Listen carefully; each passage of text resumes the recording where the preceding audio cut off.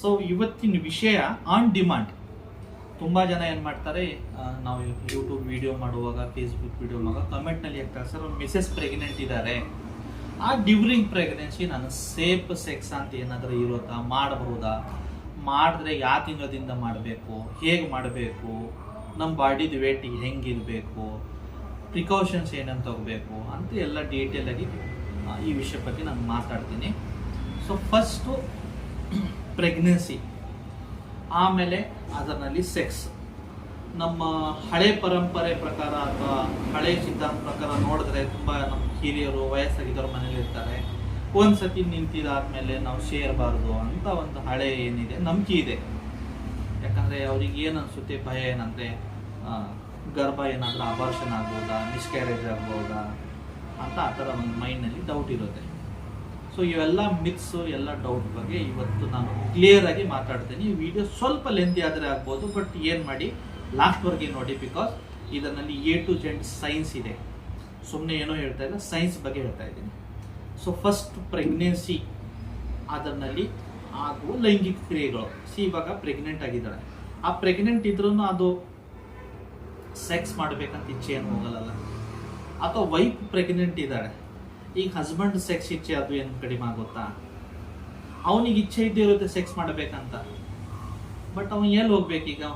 9 ತಿಂಗಳಿಗಾಗಿ 10 ತಿಂಗಳಿಗಾಗಿ ಹೊರಗಡೆ ಏನು ಬೇರೆ ಅಡ್ಜಸ್ಟ್ಮೆಂಟ್ ಮಾಡೋಕ್ಕಾಗಲ್ಲ. ಆ ಥರ ಆಪ್ಷನ್ ಇದ್ರೆ ಅದು ಮಾತು ಬೇರೆ, ಬಟ್ ನಮ್ಮ ಸೊಸೈಟಿ ಅದಕ್ಕೆ ಅಲ್ಲೋ ಮಾಡಲ್ಲ, ಹೆಂಡ್ತಿನೇ ಅಲ್ಲೋ ಮಾಡಲ್ಲ. ಸೊ ಇವಾಗ ಬಂತು ಸೆಕ್ಸ್ ಮಾಡಲೇಬೇಕು, ಇಚ್ಛೆ ಇದೆ. ಸೊ ನಾನು ಏನು ಸಜೆಸ್ಟ್ ಮಾಡ್ತೀನಿ ಅಂದರೆ, ಫಾರ್ ಎಕ್ಸಾಂಪಲ್ ನಾವು ಹೊಸ ದಂಪತಿ ಇದ್ದೀರಾ, ಅಥವಾ ಜಸ್ಟ್ ಮದುವೆ ಆಗಿದೆ, ಮದುವೆ ಆಗಿದ್ದಿನ ಒಂದು 6 ತಿಂಗಳು 1 ವರ್ಷ ಎಂಜಾಯ್ ಮಾಡಬೇಕಂತ ಇದ್ದೀರಾ, ಬಟ್ ಯಾವುದೋ ಪ್ರೊಟೆಕ್ಷನ್ ತೊಗೊಂಡಿಲ್ಲ, ಆನ್ ಆಫ್ ಸಡನ್ ಗರ್ಭಧಾರಣೆ ಆಯಿತು, ಗರ್ಭ ನಿಂತು.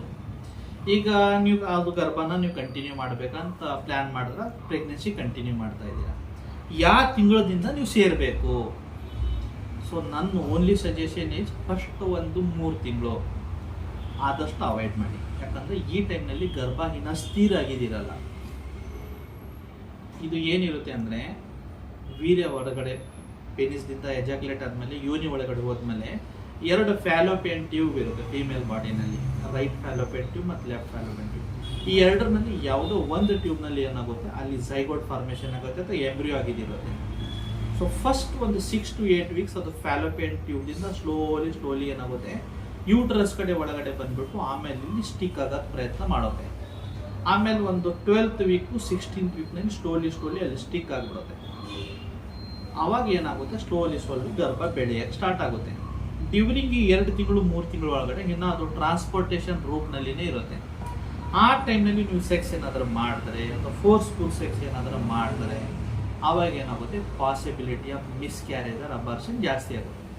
ಅದಕ್ಕೆ ಹೇಳ್ತಾರಲ್ಲ, ಪ್ರೆಗ್ನೆನ್ಸಿನಲ್ಲಿ ಫಸ್ಟ್ 1-2 ತಿಂಗಳು ಟ್ರಾವೆಲ್ ಮಾಡಬೇಡಿ, ಭಾರ ಎತ್ತಬೇಡಿ, ಸ್ಟೆಪ್ಸ್ ಜಾಸ್ತಿ ಹತ್ತೋದು ಇಳಿಯೋದು ಮಾಡಬೇಡಿ, ತುಂಬ ಜಾಸ್ತಿ ತೂಕ ಇದ್ದಿದ್ದು ಆ ಥರ ಎಲ್ಲ ಎತ್ತಕ್ಕೆ ಹೋಗಬೇಡಿ ಅಂತ. ಯಾಕೆ ಉದ್ದೇಶ ಅಂದರೆ ಗರ್ಭ ಸ್ಥಿರ ಇಲ್ಲ ಇಲ್ಲಿ.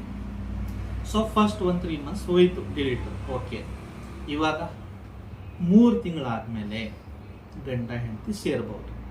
ಬಟ್ ಇದರಲ್ಲಿ ಏನು ತಾವು 3-4 ಪಾಯಿಂಟ್ ಹೇಳ್ತೀನಿ. ಫಸ್ಟು, ಇಬ್ಬರು ನಿಮ್ಮ ಲೋಕಲ್ ಏರಿಯಾನ ನೀಟ್ ಆ್ಯಂಡ್ ಕ್ಲೀನ್ ವಾಶ್ ಮಾಡಬೇಕು. ಯಾವುದೋ ರೀತಿ ಪೆನಿಸ್ ಮೇಲೆ ಯಾವುದೋ ಒಂದು ಫಂಗಲ್ ಇನ್ಫೆಕ್ಷನ್ ಇದೆ, ಪೆನಿಸ್ ಮೇಲೆ ಯಾವುದೋ ರೀತಿ ಒಂದು ಹರ್ಪಿಸ್ ಇನ್ಫೆಕ್ಷನ್ ಇದೆ, ಪೆನಿಸ್ ಮೇಲೆ ಯಾವುದೋ ರೀತಿ ಏನಿದೆ ಸ್ಮೆಲ್ ಬರ್ತಾ ಇದೆ ಫೌಲು, ಅಲ್ಲಿ ಕ್ರ್ಯಾಕ್ಸ್ ಆಗಿದೆ, ಅಂಥ ಟೈಮ್ನಲ್ಲಿ ನೀವೇನು ಮಾಡಬೇಕು, ಸೆಕ್ಸ್ನ ಅವಾಯ್ಡ್ ಮಾಡಬೇಕು. ಮಾಡಲೇಬೇಕಂತ ಇಚ್ಛೆ ಇದ್ದರೆ ಅವಾಗ ಫಸ್ಟ್ ಈ ಪ್ರೈವೇಟ್ ಪಾರ್ಟ್ನ ಚೆನ್ನಾಗಿ ವಾಶ್ ಮಾಡಿ ಆಮೇಲೆ ಕೊಂಡೋಮ್ ಯೂಸ್ ಮಾಡಿಬಿಟ್ಟು ನೀವು ಸೇರ್ಬೋದು. ಬಟ್ ಆದಷ್ಟು ಇಬ್ಬರು ಪ್ರೈವೇಟ್ ಪಾರ್ಟ್ ಚೆನ್ನಾಗಿ ಕ್ಲೀನಾಗಿ ನೀಟಾಗಿ ಇಟ್ಕೊಂಡಾದ್ಮೇಲೆ ಸೇರಕ್ಕೆ ಸ್ಟಾರ್ಟ್ ಮಾಡ್ಬೋದು. ಒಂದು. ಎರಡನೇದು, ಆ ಮಹಿಳೆಯರ ಬಾಡಿ ಮೇಲೆ ನಿಮ್ಮ ಬಾಡಿದು ವೇಟ್ ಬೀಳಬಾರ್ದು. ಅದು ಬೀಳಬಾರ್ದಂದ್ರೆ ಏನು ಮಾಡ್ಬೋದು, ಜಸ್ಟ್ ಇಮ್ಯಾಜಿನ್, ಇದು ಒಂದು ಕಾಟ್ ಇದೆ ಅಂತ ತಿಳ್ಕೊಳ್ಳಿ. ನಿಮ್ಮ ಪಾರ್ಟ್ನರ್ನ ಏನು ಮಾಡಬೇಕು, ಕಾಟ್ ಕಾರ್ನರ್ಗೆ ತಗೋಬೇಕು. ಆಮೇಲೆ 2 ಥೈಸ್ ಏನಿದೆ, ತೊಡೆ ಏನಿದೆಯಲ್ಲ, ಅವ್ರ ಬ್ಯಾಕ್ ಏನಿದೆ ಒಂದು ಸೈಡಿಗೆ ತಗೊಳ್ಳಿ. ಅವಾಗ ಏನಾಗುತ್ತೆ, ನಿಮಗೆ ಆ ಪರ್ಟಿಕ್ಯುಲರ್ ಯೋನಿ ಪಾರ್ಟು ಓಪನ್ ಅಪ್ ಆಗಿಬಿಡುತ್ತೆ ಡೈರೆಕ್ಟ್. ಆವಾಗ ನೀವು ಸ್ಲೋಲಿ ಅಪ್ರೋಚ್ ಮಾಡ್ಬೋದು. ಇಲ್ಲಿ ತುಂಬ ಮುಂಚೆ ಥರ ಅಷ್ಟೇನು ಹೈ ಫೋರ್ಸಿಂದ ಮಾಡೋದು ಬೇಡ, ಜೆಂಟಲ್ ಆಗಿ ಸ್ಲೋ ಆಗಿ ರೀಚ್ ಆಗಿ ಸ್ಲೋ ಆಗಿ ಅಪ್ರೋಚ್ ಮಾಡಿ. ಇಲ್ಲಿ 4ಪ್ಲೇನಲ್ಲಿ ಒಂದು 80% ಟೈಮ್ ಸ್ಪೆಂಡ್ ಮಾಡಿ, 20% ಟೈಮ್ ಆ್ಯಕ್ಚುಯಲ್ ಸೆಕ್ಸ್ನಲ್ಲಿ ಹಾಕಿ. ಸೊ ಅದು ಕಿಸ್ಸಿಂಗ್ ಇರ್ಬೋದು, ಹಗಿಂಗ್ ಇರ್ಬೋದು, ಒಬ್ರೊಬ್ರು ಪಾರ್ಟ್ಗೆ ಟಚ್ ಮಾಡೋದಿರ್ಬೋದು, ಈ ಥರ ಮಾಡ್ಬೋದು. ಬಟ್ ಯಾವುದೋ ಕಾರಣಕ್ಕೆ ಫೋರ್ಸ್ಫುಲ್ ಸೆಕ್ಸ್ ಆಗಬಾರ್ದು, ಅವ್ರ ಹೊಟ್ಟೆ ಮೇಲೆ ವೇಟ್ ಬಿಡಬಾರದು, ಅದರದ್ದು ಸ್ವಲ್ಪ ಎಕ್ಸ್ಟ್ರಾ ಕೇರ್ ತಗೋಬೇಕು. 3 ಮಂತ್ಸ್ದಿಂದ ಆಲ್ಮೋಸ್ಟ್ ಡೆಲಿವರಿ ಇನ್ನೂ ಒಂದು 8 ದಿನ ಇದೆ ಅಂದರೆ ಆವರೆಗೆ ಕೂಡ ತಾವು ಸೇರಬಹುದು. ಓನ್ಲಿ ತಾವು ರೆಗ್ಯುಲರ್ ಆಗಿ ಡಾಕ್ಟರ್ ಹತ್ರ ಮೀಟ್ ಆಗ್ತಾ ಹೋಗಿದಾಗ ಡಾಕ್ಟರ್ ಏನು ಮಾಡ್ತಾರೆ, 2-3 ಪಾಯಿಂಟ್ ಹೇಳ್ತಾರೆ. ಒಂದು, 8ನೇ ಅಥವಾ 9ನೇ ತಿಂಗಳು ಆದಮೇಲೆ ಸ್ಕ್ಯಾನ್ ಮಾಡಿದಾಗ ಸ್ವಲ್ಪ ನೀರು ಮಗು ಸರೌಂಡಿಂಗ್ ಏನಿದೆಯಲ್ಲ ಅದು ಕಡಿಮೆ ಬರ್ತಾ ಇದೆ, ಅದು ಕಡಿಮೆ ಕಾಣಿಸ್ತಾ ಇದೆ ಅಂತ ಏನಾದರೂ ಹೇಳಿದ್ರೆ ಆ ಟೈಮ್ನಲ್ಲಿ ಶೇರೋದು ಬೇಡ. ಬಿಕಾಸ್ ಸಮ್ ಟೈಮ್ ಏನಾಗುತ್ತೆ, ನೀವು ಶೇರುವಾಗ there is a possibility amniotic sac ಕೆಳಗಡೆ ಬಂದಿರುತ್ತೆ, ಇನ್ನು ಸ್ವಲ್ಪ ನೋವಿಂಗ್ಲಿ ಅನ್ನೋವಿಂಗ್ಲಿ ಸ್ವಲ್ಪ ಪೆನಿಸ್ ಒಳಗಡೆ ಹೋಗ್ಬಿಟ್ಟು ಹೀಟ್ ಆದರೆ ಅದು ಸ್ಯಾಕ್ ಓಪನ್ ಅಪ್ ಆಗಿಬಿಟ್ಟು ಮತ್ತು ಅರ್ಜೆಂಟ್ ಡೆಲಿವರಿ ಮಾಡಬೇಕು. ಮತ್ತು ಅದು urgent delivery some time natural cramps pain ಬಂದಿಲ್ಲ ಅಂದರೆ then it will go to caesarean section ಅಥವಾ ಸಿ ಸೆಕ್ಷನ್. ಅದರ ಸ್ವಲ್ಪ ಎಕ್ಸ್ಟ್ರಾ ಕೇರ್ ತಾವು ತಗೋಬೇಕು. 2ನೇದು 8ನೇ ತಿಂಗಳು ಅಥವಾ 9ನೇ ತಿಂಗಳು ಹತ್ರ ರೀಚ್ ಆಗಿದಾಗ ನಾನು ತಮಗೇನು ಸಜೆಸ್ಟ್ ಮಾಡ್ತೀನಿ ಅಂದರೆ 3 ಮಂತ್ಸ್ ಟು ಒಂದು 7 ಮಂತು 8 ಮಂತ್ಸ್ವರೆಗೆ ಒಂದು ಒಳ್ಳೆ ರೀತಿ ಎಂಜಾಯ್ ಮಾಡಿ.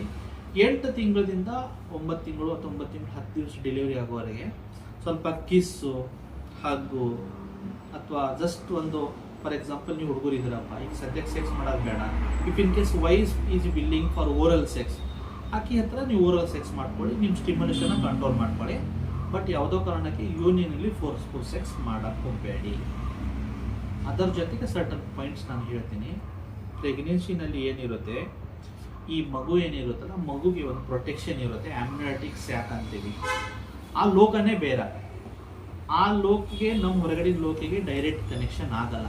ಆದ್ರೂ ಸಮ್ ಟೈಮ್ ನೀವು ಹೈಜೀನ್ ಕರೆಕ್ಟಾಗಿ ಮೇಂಟೈನ್ ಮಾಡಿಲ್ಲ ಅಂದರೆ there is a chance of urinary tract infection. ಒಂದು, 2ನೇದು ಯೂರಿನ್ ಇನ್ಕಾಂಟನೆನ್ಸ್, ಪದೇ ಯೂರಿನ್ ಬರೋದು. 3ನೇದು ಲೋಕಲ್ ಏರಿಯಾನಲ್ಲಿ ಇನ್ಫೆಕ್ಷನ್ ಆಗ್ಬೋದು, ಯೂರೆಥ್ರಾನಲ್ಲಿ ಇನ್ಫೆಕ್ಷನ್ ಆಗೋದಿರ್ಬೋದು, ಅಥವಾ ವೆಜೆನಾನಲ್ಲಿ ಇನ್ಫೆಕ್ಷನ್ ಆಗ್ಬೋದು, ಸರ್ವಿಕ್ಸ್ನಲ್ಲಿ ಇನ್ಫೆಕ್ಷನ್ ಆಗೋದಿರ್ಬೋದು, ಅದು ಪಾಸಿಬಿಲಿಟಿ ಇರುತ್ತೆ. ಸೊ ಪ್ರೆಗ್ನೆನ್ಸಿನಲ್ಲಿ safe time for sex is 3rd month to 7 month ಅಥವಾ 8 ಮಂತ್ವರೆಗೆ. ಫಸ್ಟ್ 3 ಮಂತ್ಸ್ ಬೇಡ, ಲಾಸ್ಟ್ 1.5 ತಿಂಗಳು ಬೇಡ. ಈ ಟೈಮ್ನಲ್ಲಿ ನೀವು ಓರಲ್ ಸೆಕ್ಸು, ಒಬ್ಬರು ಪ್ರೈವೇಟ್ ಪಾರ್ಟ್ನರ್ ಟಚ್ ಮಾಡೋದು, ರಬ್ ಮಾಡೋದು, ಹಗ್ ಮಾಡೋದು, ಕಿಸ್ ಮಾಡೋದು, ಇವೆಲ್ಲ ಕ್ರಿಯೆ ಮಾಡಬಹುದು. ಇಷ್ಟು ಮಾಡಿಬಿಟ್ಟು ಪ್ರೆಗ್ನೆನ್ಸಿನಲ್ಲಿ ಒಂದು ಒಳ್ಳೆ ರೀತಿ ಒಂದು 6 ಮಂತ್ ನೀವು ಆರಾಮಾಗಿ ಸಣ್ಣ ಪುಟ್ಟ ರೀತಿಯಿಂದ ನಿಮ್ಮ ಸೆಕ್ಸುವಲ್ ಅರ್ಜ್ ಏನಿದೆ ಅದನ್ನು ಸ್ಯಾಟಿಸ್ಫೈ ಮಾಡ್ಬೋದು. ಈ ಥರ ಮತ್ತೆ ತಿರ್ಗಿ ಯಾವುದೋ ಇಂಟ್ರೆಸ್ಟಿಂಗ್ ವಿಷಯ ಅಥವಾ ಇಂಟ್ರೆಸ್ಟಿಂಗ್ ಟಾಪಿಕ್ ಬಗ್ಗೆ ತಮಗೆ ತಿಳ್ಕೊಬೇಕಂದ್ರೆ ಕಮೆಂಟ್ ಮಾಡಿ. ಬರುವ ದಿನಗಳಲ್ಲಿ ಆ ಪರ್ಟಿಕ್ಯುಲರ್ ವಿಷಯ ಬಗ್ಗೆ ನಾನು ಮಾತಾಡ್ತೀನಿ. ನಾನು ಆಯುರ್ವೇದಿಕ್ ಲೈಂಗಿಕ ತಜ್ಞ, ಜಯನಗರ್, ಬೆಂಗಳೂರಿನಲ್ಲಿ ಪ್ರಾಕ್ಟೀಸ್ ಮಾಡ್ತೀನಿ. ತಮಗೆ ಏನಾದರೆ ಸೆಕ್ಸ್ ರಿಲೇಟೆಡ್ ಸಮಸ್ಯೆ ಇದೆ, ಅದು ಉದ್ರೇಕದ ಸಮಸ್ಯೆ ಇರ್ಬೋದು, ಸ್ಖಲನ ಬೇಗ ಆಗ್ತಾ ಇದೆ, ಸರ್ ನನ್ನ ಪೆನಿಸ್ ಸೈಜ್ ಚಿಕ್ಕದಿದೆ ಅಂತ ಅನಿಸ್ತಾ ಇದೆ, ನನ್ನ ಪೆನಿಸ್ ಪ್ರೈವೇಟ್ ಪಾರ್ಟ್ ಮೇಲೆ ಇನ್ಫೆಕ್ಷನ್ ಆಗಿದೆ, ನನಗೆ ಸಮ್ಮು ಹಸ್ಬೆಂಡ್ ವೈಫ್ ಒಳಗಡೆ ಸ್ವಲ್ಪ ರಿಲೇಷನ್ಶಿಪ್ ಇಶ್ಯೂ ಇದೆ, ಅಂಡರ್ಸ್ಟ್ಯಾಂಡಿಂಗ್ ಕಡಿಮೆ ಇದೆ, ಸಮ್ಮು ನಂದು ಅಕಿದು ಕಲಿತಾ ಇಲ್ಲ ಅಂದರೆ ಡೈರೆಕ್ಟಾಗಿ ನನಗೆ ಮೀಟ್ ಆಗ್ಬೋದು. ನಿಮ್ಮೆಲ್ಲ ಏನು ಪ್ರಾಬ್ಲಮ್ ಇದೆ ಅದನ್ನು ನಾನು ಅಡ್ರೆಸ್ ಮಾಡ್ತೀನಿ. ಧನ್ಯವಾದ.